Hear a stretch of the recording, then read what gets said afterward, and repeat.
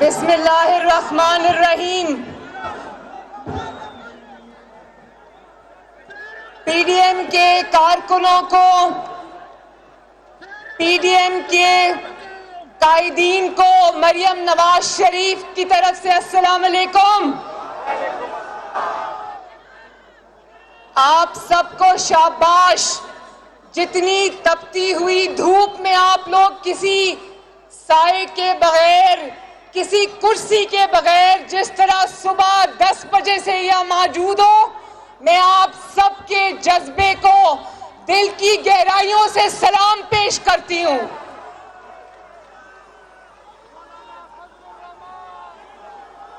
आज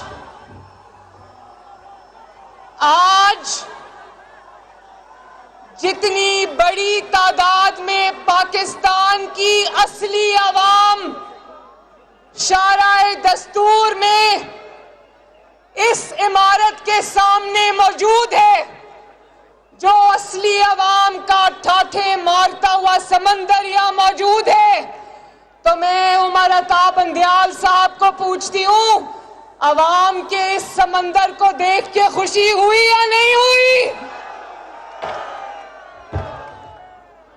और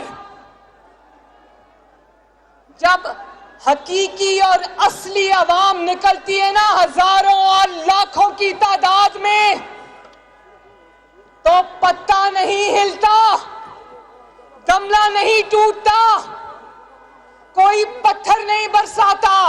आओ उमर अता बंदयाल साहब, देखो ये है पाकिस्तान की हकीकी अवाम। और ये आपसे आज मजबूरी में सवाल पूछने आए हैं। मैं आपसे मजबूरी में आज सवाल पूछने आई हूं। ये जो इमारत, सफेद संगे मरमर की इमारत, जिसको आज आपने अपनी ईमानदारी से नहीं, अपनी इमरानदारी से दागदार करने की कोशिश की है,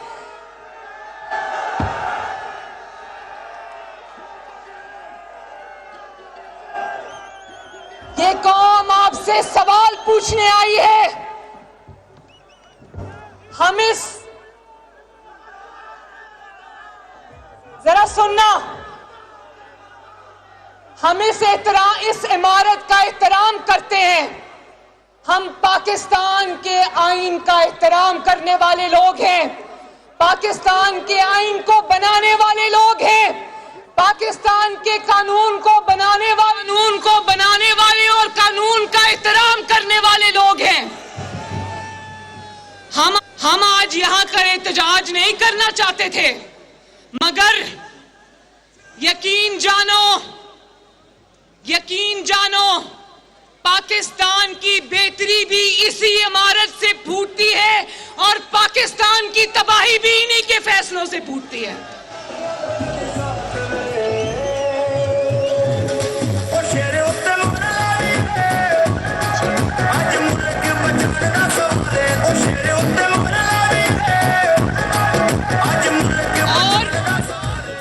और मैं ये कहना चाहती हूं, पीडीएम के कारकुनों से भी कहना चाहती हूं, पाकिस्तान के अवाम से भी कहना चाहती हूं, और मुअज़्ज़िज़ जज हजरात से भी कहना चाहती हूं कि हम जजेस का एहतराम करते हैं, हम अदलिया का एहतराम करते हैं, कानून का एहतराम करते हैं। हम उन जजेस की बात आज नहीं करेंगे जो आईन और कानून पर चलने वाले जज हैं। आज अगर बात होगी तो इमरान खान की सहूलत करने वाले इमरानदारों की बात होगी।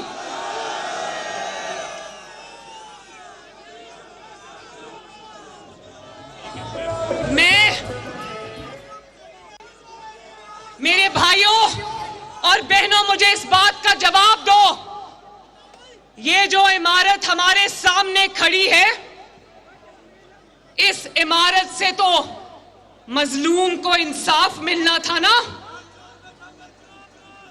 इस इमारत से ताकतवर को कानून के शिकंजे में लाया जाना था ना।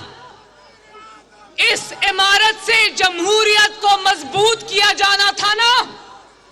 ये पार्लियामेंट हाउस है। इस इमारत से तो चाहिए था कि पार्लियामेंट की मजबूती की, पार्लियामेंट की तवानाई की आवाज बुलंद होती।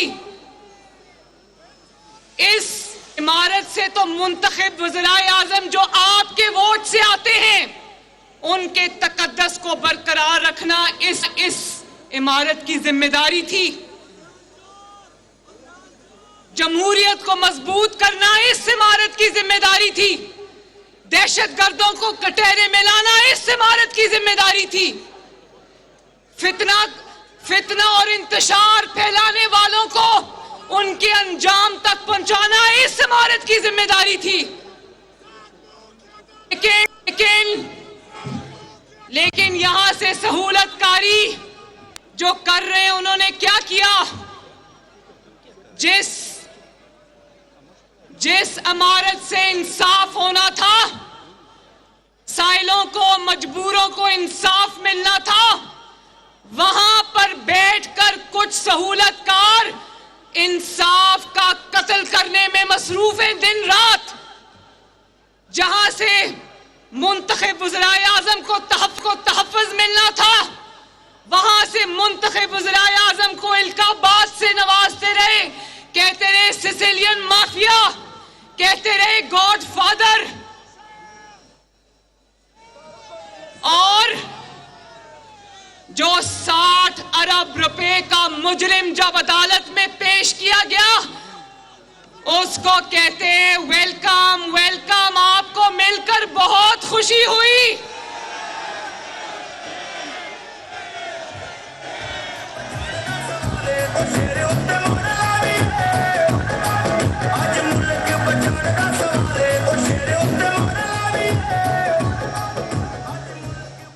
पार्लियामेंट जो कि तमाम इदारों की मां होती है, जहां से आईन ने जन्म लिया, जहां से कानून ने जन्म लिया, उस पार्लियामेंट से टक्कर लेके बैठ गए हो। अभी तो पार्लियामेंट ने कानून बनाया ही नहीं था, अभी तो मां के पेट में कानून था और तुम उस कानून पे सांप बन के बैठ गए हो। तुम्हारा काम कानून की और आईन की तशरीह करना है, उसको इंप्लीमेंट करना है, उसको रोकना तुम्हारा काम नहीं है। लोगों में पार्लियामेंट की बात करती हूं तो मैं आपकी बात करती हूं, मैं आपके हक की बात करती हूं, मैं उन नुमाइंदों की बात करती हूं जिनको वोट देकर आप पार्लियामान के अंदर भेजते हो।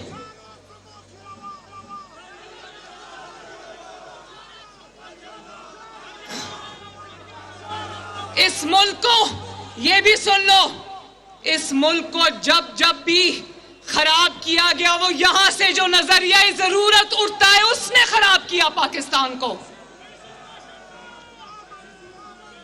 मुंतखब वज़ीर आज़म को घर भेजा जाता है, किसी मुंतखब वज़ीर आज़म को फांसी लगाई जाती है, किसी को जिला वतन किया जाता है, किसी को गोली मारी जाती है, किसी को एक इकामा रखने पर, बेटे से तनख्वाह ना लेने पर एक मुंतखब वज़ीर आज़म को, आपके मुंतखब वज़ीर आज़म को घर भेजा जाता है और यहां से मोहर लगती है। यहां से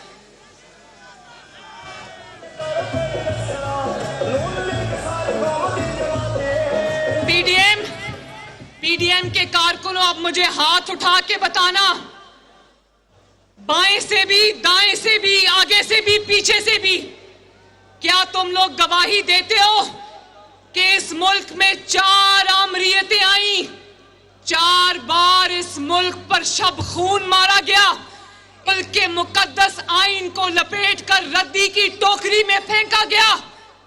यहां से लोगों ने एलएफओ और पीसीओ के हल्फ उठाए या नहीं उठाए? एक भी आमिर ऐसा है जिसको इस इमारत में किसी काले रोब पहनने वाले ने घर भेजा? बताओ, क्या एक भी आमिर को इन्होंने घर भेजा? हमेशा आमिरों की खातिर नजरिया जरूरत को जिंदा किया। पहला आमिर आया, पहला मार्शल लॉ आया तो ठप्पा यहां से लगा। दूसरा मार्शल लॉ आया तो ठप्पा यहां से लगा, तीसरा मार्शल लॉ आया तो ठप्पा यहां से लगा, चौथा मार्शल लॉ आया तो ठप्पा यहां से लगा। और आज जबकि हमारी फौज मार्शल लॉ लगाने को तैयार नहीं है, जमहूरियत आइन और कानून के साथ खड़ी है, तो आज पाकिस्तान का 5वां martial law, judicial martial law भी यहां से लगा है।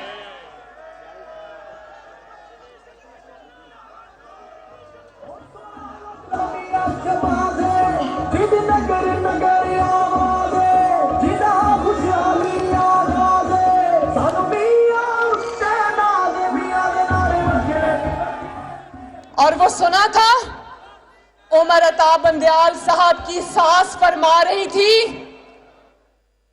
और वो ख्वाजा तारिक रहीम साहब उनकी वाइफ से बात कर रही थी। ख्वाजा तारिक रहीम साहब जो इमरान खान के वकील हैं, दोनों कहती हैं ये हाल देख लो चीफ जस्टिस की मदर इन लॉ का, चीफ जस्टिस की सास का हाल देख लो। बात क्या हो रही है?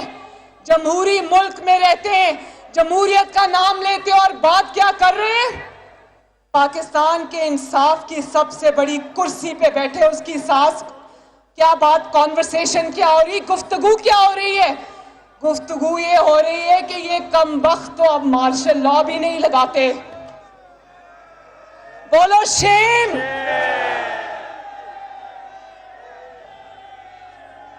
अब तो ये कमबख्त मार्शल लॉ भी नहीं लगाते। वो तो मार्शल लॉ नहीं लगाते तो आपके कमबख्तों ने जुडिशल मार्शल लॉ लगा दिया है। और उस नजरिया जरूरत को जिसको बार बार आमिरों के लिए जिंदा करते हो, अपनी कुर्सी पे टिके रहने के लिए कभी LFO कभी PCO का हल्फ लेते हो, कभी क्या कोई नजरिया जरूरत पाकिस्तान के अवाम के काम आया? बताओ, पाकिस्तान के अवाम के कोई नजरिया जरूरत काम आया? क्या कोई नजरिया जरूरत पाकिस्तान की जमहूरियत के लिए लगा कभी? पाकिस्तान के जो लाखों लोग, बेगुनाह लोग जेलों में कैद हैं, अडयाला जेल में कैद हैं, पाकिस्तान की तूलो अर्ज में फैली हुई जेलों में कैद है, कभी कोई नजरिया जरूरत उनके लिए भी जिंदा हुआ? ये भी जिंदा हुआ?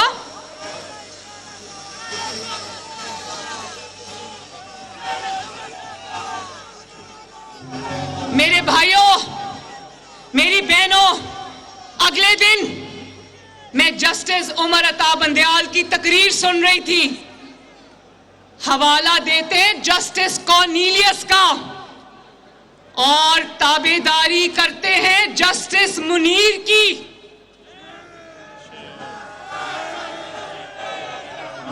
हवाला देते हैं जस्टिस कॉर्नेलियस का और पैरोकारी करते हैं जस्टिस मुनीर की।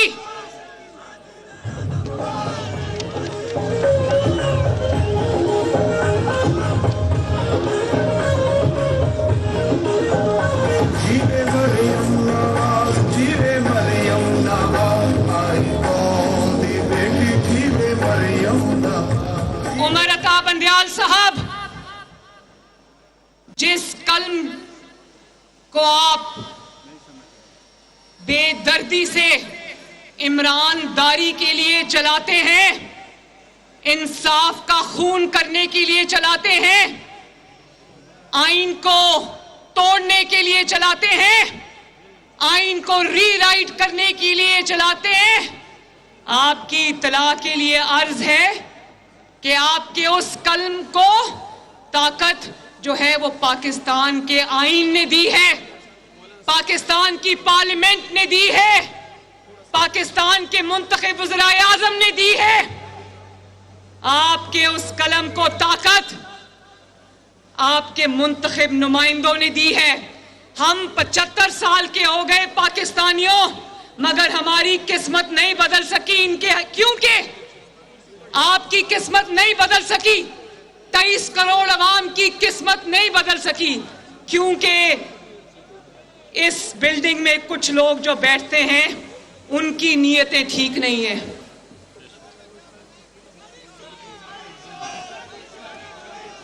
घड़ी चोर की बात भी होगी।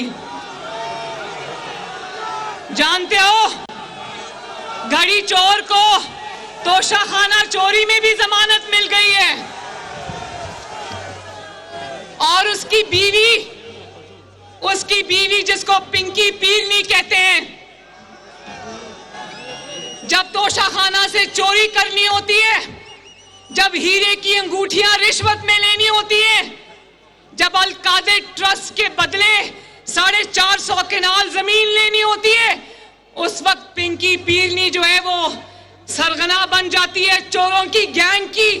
और जब अदालत बुलाती है तो बड़ा मासूम सा मुंह बनाकर कह देते हैं कि वो तो घरेलू खातून है। आज वो कुदरत का मकाफात अमल देखो। मैं ट्रस्टी थी अपने भाई के लिए,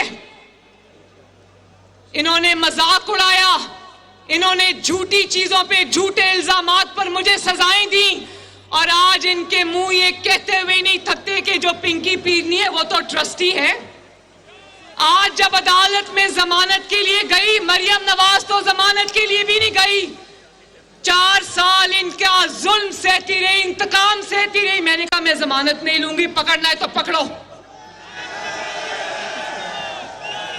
और आज जब पिंकी पीरनी साहिबा को अदालत लेके जा रहे थे तो अदालत के कमरे तक गाड़ी गई और सफेद चादरों के हिसार में उसको लेकर जाया गया।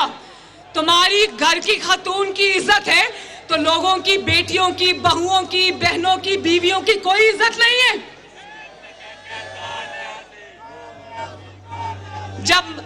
जब तुम इक्तदार में थे और लोगों की बेटियों को धक्के खाते हुए कानून की जो अदालतें थी उनकी इरादारियों में लेकर जाते थे, धक्के खाते हुए वापस लाते थे, तब तुम्हें नहीं पता था कि ऊपर एक अल्लाह ताला भी बैठा है जो एक एक चीज का हिसाब रख रहा है।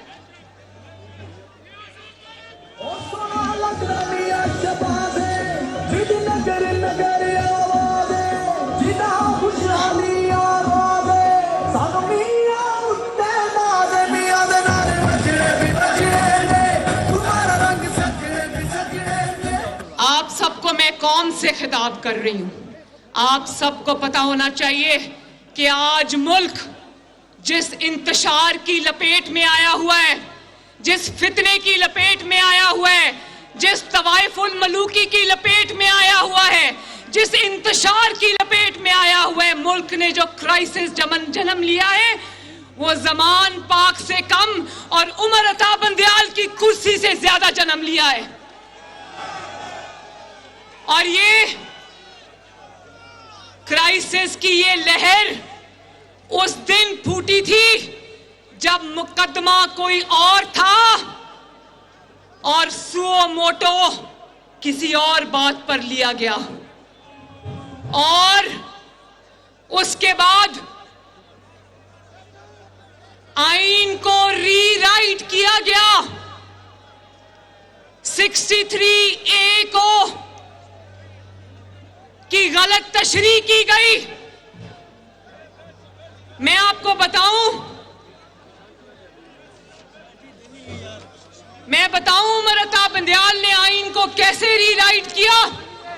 आईन ये कहता है, मेरे भाइयों ध्यान से सुनना, आईन ये कहता है कि जब कोई सियासी जमात का रुकन अपनी जमात की मर्जी के खिलाफ वोट देता है तो उसको डी-सीट किया जाता है। आईन ये नहीं कहता कि उसका वोट भी नहीं गिना जाएगा। उमर अता बंदयाल ने आईन को रीराइट किया और ये लिखा कि वो जमात का रुकन डी-सीट भी होगा और उसका जो एक वो डी-सीट भी होगा और उसका वोट भी नहीं गिना जाएगा। आईन में तो ये कहीं नहीं लिखा, आपके ऊपर तो आईन की हिफाजत की जिम्मेदारी थी। जो चीज आईन में नहीं लिखी वो आपने कहां से लिख दी? और उसके बाद मेरे भाइयों, 4-3 के फैसले को अपनी कुर्सी के, अपनी ताकत के गलत इस्तेमाल से 3-2 के फैसले में बदला और फिर हमें कहा कि 4-3 के अक्सरियती फैसले को ना मानो और 3-2 के अकलियती फैसले को मानो। अब मुझे हाथ उठा के बताओ कि फैसला अक्सरियती होता है या अकलियती होता है? हम क्यों माने वो फैसला जो आपने बदनीयती से दिया? हम क्यों माने वो फैसला जो आपने झूठ बोल के दिया? और उसके बाद आपने यहीं पर नहीं रुके, आपने 4-3 के मामले में और 3-2 के मामले में अपने साथी जजेस से भी झूठ बोला। और इतना झूठ बोला, कुर्सी का इतना गलत इस्तेमाल किया कि आपके साथी जजेस, आपके फेलो जजेस, आपके ब्रदर जजेस भी चीख उठे कि यहां से बदनीयती का मुजाहरा हो रहा है। आपने इमरान की इतनी ज्यादा और ढिठाई से सहूलतकारी की उमर अता बंदयाल साहब कि आपके फेलो जजेस को लिखना पड़ा कि आप जज नहीं है, you are politician in robes. यानी कि काले जो गाउन आप पहनते हो उसमें छुपे हुए आप एक सियासतदान हैं।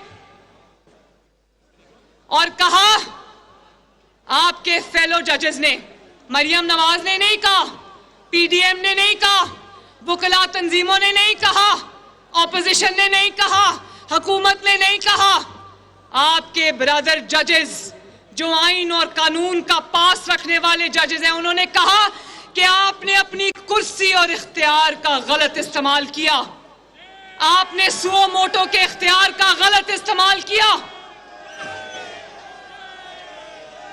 और उन्होंने कहा कि आपने गलत इस्तेमाल से आपने पूरे सुप्रीम कोर्ट को वन मैन शो बना दिया। क्या बना दिया? और आपने इतनी ईमानदारी की, इतनी सहूलतकारी की, आइन और कानून का इस ढिठाई से कत्ल किया कि लोगों के सर शर्म से झुक गए। पहली बार आपकी इस ईमानदारी की वजह से पहली बार सुप्रीम कोर्ट जैसी मुकद्दस अदालत में, सुप्रीम कोर्ट के अंदर इस वक्त बगावत की सी सूरत हाल का सामना है। जजेस एक दूसरे के खिलाफ फैसले दे रहे हैं। हमने क्या फैसला मानना है? पहले तो आपके साथी जजेस आपके फैसले नहीं मान रहे।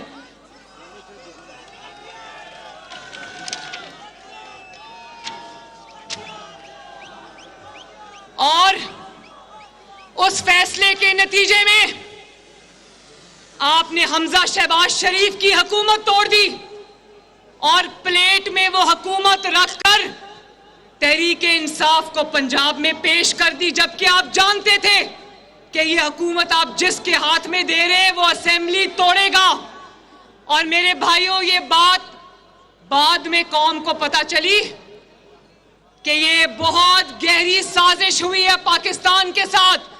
लोगों को पता चला कि उसमें असेंबली तोड़ने में सिर्फ इमरान खान शामिल नहीं था, सिर्फ परवेज इलाही शामिल नहीं था, उसमें यहां पर शारे दस्तूर में बैठा हुआ सदर पाकिस्तान भी शामिल था, आरिफ अलवी भी शामिल था, जिसने अपने पास बिठाकर जनरल बाजवा के साथ यह फैसला कराया कि पंजाब असेंबली टूटेगी और इलेक्शन अनाउंस होगा। लेकिन कौम ये नहीं जानती कि उसका एक सबसे बड़ा किरदार उस साजिश का, इमरान का तो आपको पता चल गया, पूरी कौम जानती है, बाजवा साहब का आपको पता चल गया, पूरी कौम जानती है, सदर अलवी का आपको पता चल गया, पूरी कौम जानती है। आज मेरे से सुन लो, उस साजिश का सबसे बड़ा छुपा हुआ और घिनौना किरदार है उमर अता बंदयाल, जिसने जाहिर है असेंबली तोड़नी थी, तो उससे पूछा गया ना कि असेंबली तोड़नी है तो तुम इलेक्शन दोगे। उसने कहा बेफिक्र हो के असेंबली तोड़ो, मैं तुम्हें इलेक्शन दूंगा। और कल इलेक्शन होना था 14 मई को। मैं उमर अता बंदयाल से पूछती हूं, अवाम इतनी बेचैन थी इलेक्शन के लिए, तो कल अवाम निकली क्यों नहीं वोट डालने के लिए? अगर उमर अता बंदयाल साहब के कहने पे कल इलेक्शन होता, तो मेरे भाइयों नंबर 1 पे कौन आता? नंबर 1 पे आता सर पे पहनने वाली कूड़े वाली बाल्टी। नंबर 2 पे कौन आता? टांग वाला प्लास्टर। नंबर 3 पे क्या आता? नंबर 3 पे आती व्हील चेयर। और रनर अप कौन होता? ऑक्सीजन मास्क, जिसको गिरफ्तारी होते ही ये लोग ऑक्सीजन मास्क मुंह पे लगा लेते हैं। ये तो हाल है जिसकी सहूलतकारी उमर अता बंदयाल कर रहा है। वो अदालत में पेश हुआ डरपोक, कहता है मैं 24 घंटे से बाथरूम नहीं गया।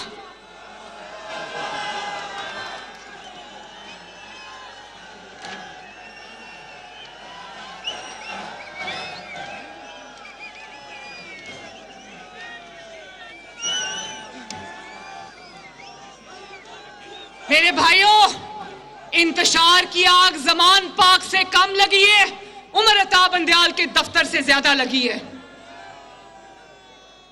इस फितने ने जिसका नाम इमरान खान है, शर्म आती है कूड़े वाली बाल्टी का नाम लेते हुए भी।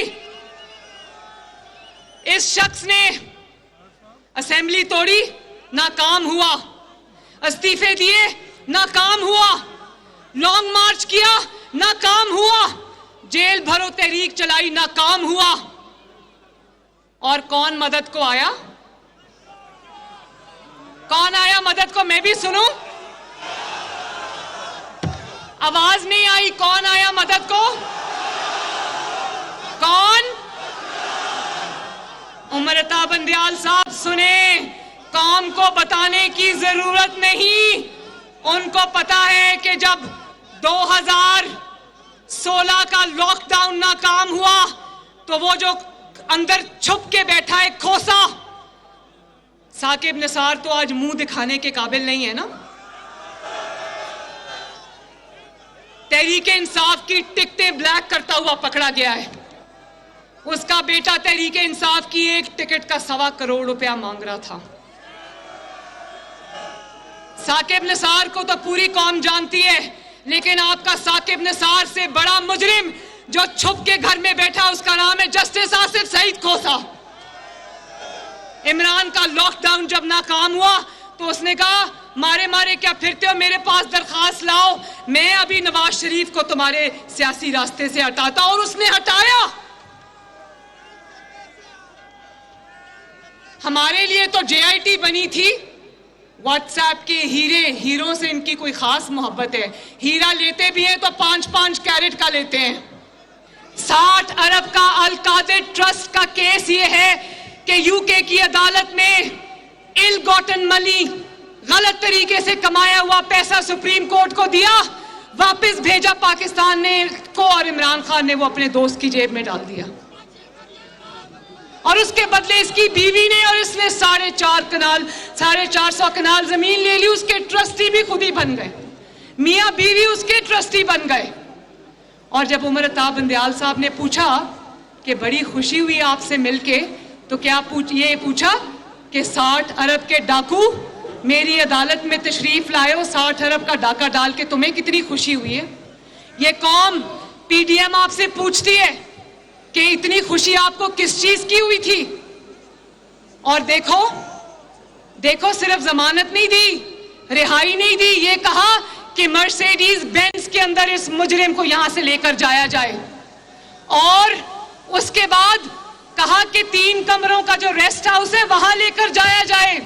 10 अफराद जो खानदान के, उनके साथ बैठने की इजाजत दी जाए।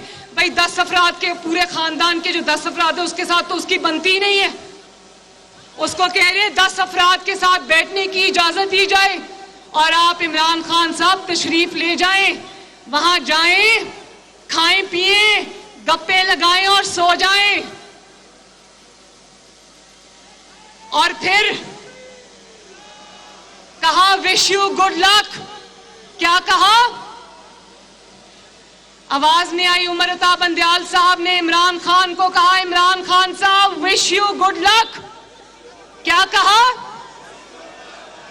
वो विश यू गुड लक उन्होंने इमरान खान को नहीं कहा था, वो मैसेज उन्होंने इस्लामाबाद हाई कोर्ट को दिया, जहां से एक कमरे में गया तो 10 जमानतें मिली, दूसरे कमरे में गया तो 20 जमानतें मिली, और कहा गया कि अजल से अबद तक की जमानत, पैदाइश होने के बाद से क़यामत के बाद तक की जमानत, तुमने जो गुनाह किया उसकी भी जमानत, जो गुनाह तुम आइंदा करोगे तुम्हें उसकी भी जमानत। और फरिश्तों से भी कहूंगा कि कब्र में जब ये जाएगा इससे सवाल ना करना, कहना आपको मिलके बड़ी खुशी हुई।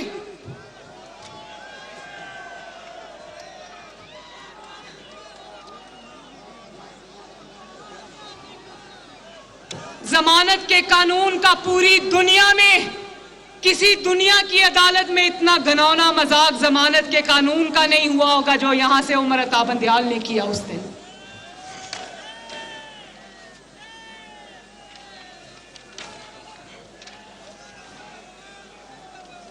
देखें जुल्म, किसी को ताहयात जमानत, किसी को ताहयात नाअहली। तो जब मैं कहती थी कि तराजू का पलड़ा झुका हुआ है, तो अब समझ आई कि तराजू का पलड़ा कैसे झुका हुआ है। जो पलड़ा झुका हुआ है ना तराजू का, उसमें उमर अता बंदयाल, उसमें इमरान खान, उसमें मुजाहिर नकवी, उसके अंदर इजाजुल एहसन और लाहौर हाई कोर्ट का चीफ जस्टिस बैठा हुआ है, और वो कहते हैं कि उसमें सासू मां भी बैठी हुई है। शुक्र है उस दिन उन्होंने कहा खाएं पिएं गप्पे लगाएं सो जाएं, ये नहीं कहा कि मैं अपनी सासू मां से कहता हूं अच्छा सा खाना पका के आपको वहां भेज दे। मैं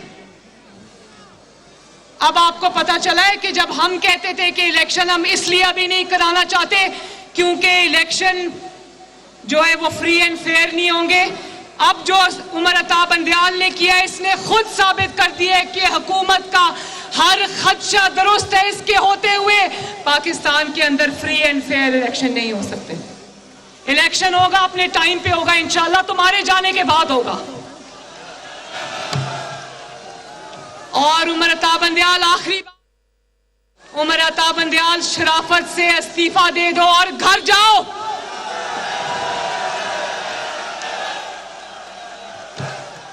वरना तुम्हें ये कौम बहुत बुरी तरह कटहरे में खड़ा करने वाली है।